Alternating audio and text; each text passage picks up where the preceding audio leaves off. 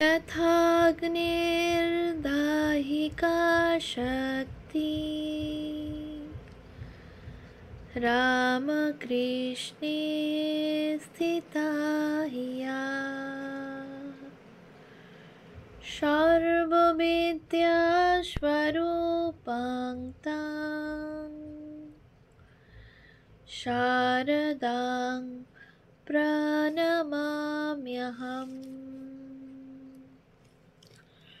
পূজনীয় শ্রীযুক্ত মানদাশঙ্কর দাশগুপ্ত মহাশয়ের রচনা শ্রী শ্রীমা শারদামণি দেবী গ্রন্থ থেকে পাঠ। পৃষ্ঠা সংখ্যা 218। কাশী ধামে। কাশীতে মা এইবার বৈদ্যনাথ, তিল ভাণ্ডারেশ্বর, কেদারনাথ প্রভৃতি নানা দেবদেবীর মূর্তি দর্শন করেন এবং অদ্বৈত আশ্রমের শ্যামা 1912 সনের শ্যামা পূজার কয়েকদিন পূর্বে মা কাশী পৌঁছিয়াছিলেন ও জগদ্ধাত্রী পূজার সময় সেখানে গিয়া পুষ্পাঞ্জলি দেন। ইহা ব্যতীত তিনি আর একদিন সেখানে ভাগবত পাঠ শুনিয়া একটি টাকা দিয়া প্রণাম করেন। অপর একদিন ওই আশ্রমে রাসলীলা অভিনয় দর্শন করিয়া তিনি রাধা কৃষ্ণ বেশী বালক দুইটিকেও টাকা দেন ও প্রণাম করেন। মা এইবার কাশীতে কাশীখণ্ড শ্রবণ করেন। উহা সন্ধ্যার দিকে তাহার ওখানে নিয়মিতভাবে পাঠ হইত। কাশীতে মা কাহাকেও দীক্ষা দিতে চাহিতেন না। কাশীর একটি ভক্তিমতী মারোয়াড়ি স্ত্রীলোক মাকে স্বপ্নে দর্শন করিয়া তাহার নিকট দীক্ষা লইতে আসেন।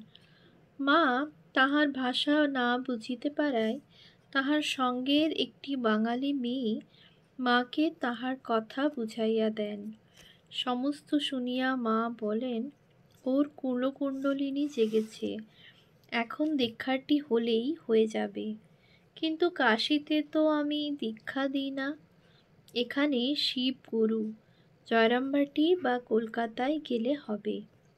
কিন্তু অপর একটি প্রার্থীকে মা একটু ভিন্ন রকমের কথা বলেন। শ্রীমতী অমিয়বালা ঘোষ মজফ্ফরপুর হইতে মার নিকট আসিয়া একদিন স্বপ্ন দেখেন যে মা তাহাকে মন্ত্র নিতে বলিতেছেন।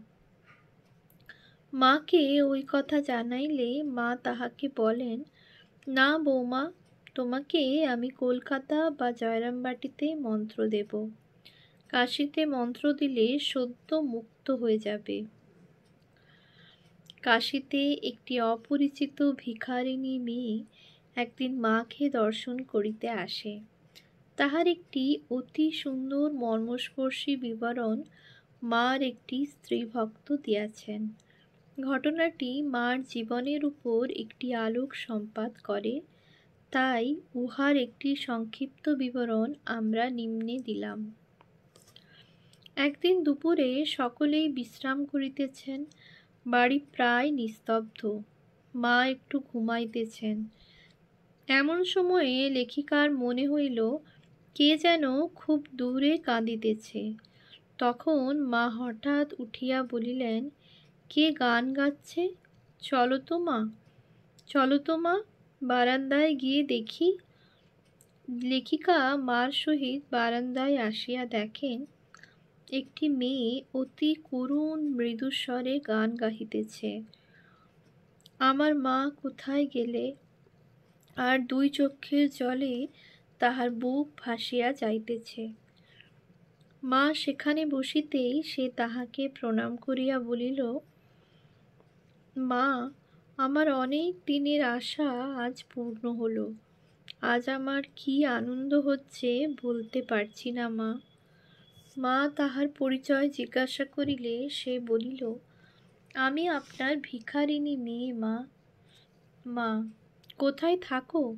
মেয়ে, অন্নপূর্ণার দরজায়, নয় দশাশ্বমেধ ঘাটে বিহারী বাবার মন্দিরের কাছে বনে থাকি।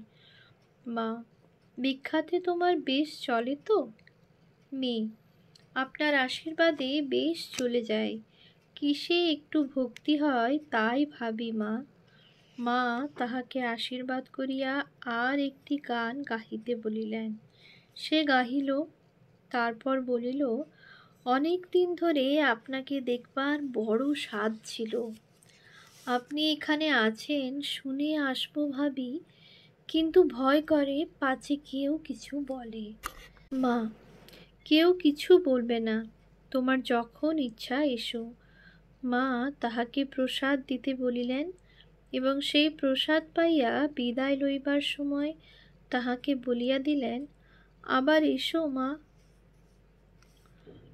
কয়েকদিন পরে মা যখন ওই বারান্দায় বসিয়া দুইটি স্ত্রীলোকের সঙ্গে কথা বলিতেছিলেন, তখন ওই ভিখারিনী মেয়েটি পুনরায় আসিয়া তাহাকে প্রণাম করিল। তাহার হাতে একটি পেয়ারা। সে বলিল, মা, এটি আজ ভিক্ষায় পেয়েছি, আপনার জন্যে এনেছি, দিতে সাহস হচ্ছে না। মা পেয়ারাটি চাহিয়া লইয়া মাথায় ঠেকাইয়া বলিলেন, ভিক্ষার জিনিস খুব পবিত্র, ঠাকুর বড় ভালোবাসতেন। বেশ পেয়ারাটি তো, আমি খাবো এখন। শুনিয়া মেয়েটি বলিল, আমি আপনার ভিখারিনী মেয়ে, আমার উপর এত দয়া। বলিতে বলিতে তাহার চোখ দিয়া জল পড়িতে লাগিল। মা বলিলেন, তোমার গলা বড় মিষ্টি, তুমি একটি গান গাও। সে মায়ের আদেশ অনুসারে সেদিনও পরপর দুইটি গান গাহিল। তারপর মা তাহাকে প্রসাদ দিতে বলিলেন। সে প্রসাদ লইয়া মাকে প্রণাম করিয়া বিদায় চাহিলে মা বলিলেন, আবার এসো মা, যখন ইচ্ছে হবে এসো। এমনি করিয়া পৃথিবীর অজানা জনসমুদ্রের কোথা হইতে কে যে কখন আসিয়া মাকে মা বলিয়া ডাকিত, তাহার একটু দর্শন, স্পর্শন ও আশীর্বাদের জন্য বক্ষ ভিজাইত, তাহার কোনো ঠিক ঠিকানা ছিল না। মা ঘরে লুকাইয়া থাকিতেন, কিন্তু যেখানে যাইতেন সেখানেই এই রূপ। লোক আসে, তাহাকে খুঁজিয়া বাহির করে, তাহার চরণে লুটাইয়া পড়ে। আমরা শুধু অবাক হইয়া ভাবিতে পারি, কেন এমন হয়? ইহার প্রকৃত কারণ কি? তাহারা কি দেখে মায়ের মধ্যে? কোন দেবী শক্তি তাহার মধ্যে এই আকর্ষণ সৃষ্টি করিয়াছে? মা কাশীতে একদিন বৃদ্ধাদের আশ্রম দর্শন করিতে যান। সেখানে বৃদ্ধারা তাহার চরণে ফুল দিয়া প্রণাম করেন এবং তিনি তাহাদের পরিচয় জিজ্ঞাসা করিয়া তাহাদের ঘরগুলি দেখেন। মা সেদিন বলেন, এই অনাথা বুড়িদের সেবা করলে নারায়ণের সেবা করা হয়। অপর একদিন তিনি তাহার ত্যাগী সন্তানদের একখানি করিয়া বস্ত্র দান করেন। এইভাবে ভক্তদের লইয়া প্রায় ২.৫ মাস কাল কাশীতে বাস করিয়া মা ১৯১৩ সনের ১৫ই জানুয়ারি, বাংলা ১৩১৯ বঙ্গাব্দের ২রা মাঘ, কাশী হইতে রওনা হইয়া তৎপরদিন কলকাতায় পৌঁছেন। সেখানে মাসাধিক কাল থাকিয়া ১১ই ফাল্গুন ২৩শে ফেব্রুয়ারি তারিখে তিনি জয়রামবাটি রওনা হন। শ্রী শ্রী ঠাকুর ও স্বামীজি প্রভৃতির দিব্য দৃষ্টিতে মা। আমরা দেখিয়াছি মার সন্তানগণ মাকে সাক্ষাৎ জগদম্বা বা তাহার অবতার বলিয়া মনে করিতেন। তাহাদের বিবরণাদি অনুসরণ করিয়া আমরাও স্থানে স্থানে তাহাকে ওইভাবে উপস্থাপিত করিয়াছি। কিন্তু এ বিষয়ে যাহাদের মতামত সর্বাপেক্ষা গুরুত্বপূর্ণ, তাহারা হইতেছেন শ্রী শ্রী ঠাকুর ও তাহার স্বামীজি প্রমুখ অলোক সামান্য সন্তানগণ। কারণ অধ্যাত্ম বিষয়সমূহে তাহাদের শ্রেষ্ঠত্ব ও মহত্ত্ব অবিসম্বাদিত এবং তাহাদের প্রত্যক্ষানুভূতি সকল কোনো বৈজ্ঞানিক বিচারেই হাসিয়া উড়াইয়া দেওয়া চলে না। তাই তাহারা মাকে যেভাবে দেখিয়াছেন ও তাহার সম্বন্ধে যাহা বলিয়াছেন, তাহাই আমরা এক্ষণে সংক্ষেপে দেখিয়া যাইব। শ্রী শ্রী ঠাকুর। আমরা দেখিয়াছি শ্রী শ্রী ঠাকুর মাকে জগন্মাতার আসনে বসাইয়া পূজা করিয়াছিলেন ও তাহার চরণে জপের মালা ও সাধন ফলাদি সব কিছুই সমর্পণ করিয়াছিলেন। ইহা একটি অতীব বিস্ময়কর ব্যাপার হইলেও শুধু ইহা হইতেই মার সম্বন্ধে ঠাকুরের ধারণা নিঃসংশয়ে অনুমান করা যায় না, কারণ এইরূপ পূজা যে কোনো সাধারণ নারীকে প্রতীক করিয়াও করা যাইতে পারে। তবে ঠাকুরের নিম্নলিখিত উক্তিগুলিতে কোনো অস্পষ্টতাই নাই। ক. মাকে অলঙ্কার গড়াইয়া দিবার সময় তিনি হৃদয়কে বলিয়াছিলেন, ওরে, ওর নাম সারদা, ও সরস্বতী, তাই সাজতে ভালোবাসে। খ. ঠাকুর গোলাপ মাকেও একদিন বলেন, ও সারদা, সরস্বতী জ্ঞান দিতে এসেছে। রূপ থাকলে পাছে অশুদ্ধ মনে দেখে লোকের অকল্যাণ হয়, তাই এবার রূপ ঠেকে এসেছে। গ. অপর একদিন একজনের কথাপৃষ্ঠে ঠাকুর বলেন, আমার কি খেটে শাক খাকি পরিবার? সরস্বতীর অংশ, মহাবুদ্ধিমতী, সাজতে গুজতে তাই বড় ভালোবাসে। ও কি যেছে আমার শক্তি। ঘ. অন্য এক সময়ে ঠাকুর বলিয়াছিলেন, নহবতে যে আছে সে যদি কোনো কারণে কারো উপর বিরূপ হয় তো তাকে রক্ষা করা আমারও সাধ্যাতীত। ও. হৃদয় একবার মার প্রতি দুর্ব্যবহার করিলে ঠাকুর তাহাকে বলেন, ওকে তুই জানিস না, যদি বিরূপ হয় তবে সব ছারখার করে দিতে পারে। চ. অন্য একদিন ঠাকুর বলেন, কেউ কিছু এখানে দিলে আমি তা নহবতে পাঠিয়ে দিই ওকে দেখাবার জন্যে, তা না হলে ওদের মুক্তি হবে কি করে। পূজনীয় লাটু মহারাজের একটি উক্তি হইতে জানা যায় যে ঠাকুর একদিন তাহাকে বলেন, দেখ, এখন থেকে যে কোনো জিনিস আসবে সব নহবতে এনে দেখাবি, তারপর সবাইকে দিবি।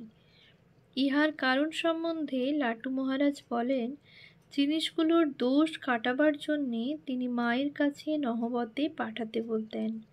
কিন্তু যোগীনমার স্মৃতি অনুসারে ঠাকুর লাটু মহারাজকে যাহা বলিয়াছিলেন তাহা এই, দেখ, যে যা জিনিসপাতি আনে সব ওকে মাকে দেখাবি, জানাবি, নইলে তাদের উদ্ধার কেমন করে হবে। ছ. লাটু মহারাজ একদিন পঞ্চবটিতে বসিয়া ধ্যান করিতেছিলেন।